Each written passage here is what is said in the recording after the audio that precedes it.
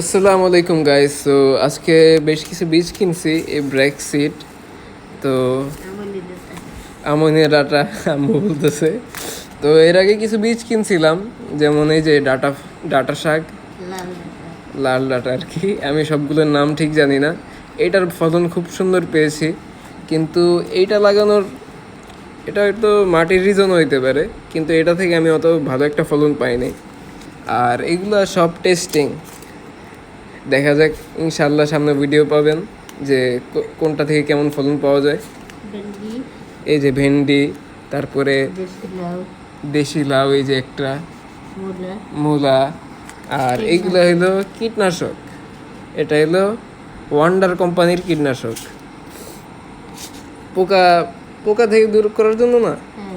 এগুলো পোকা মাকড় এগুলো থেকে দূর করে। এখন দেখা যাক কেমন কাজ করে। প্যাকেটগুলো তো খুব সুন্দর চকচকে দেখা যাচ্ছে। সো সবাই দোয়া করবেন। আসসালামু আলাইকুম।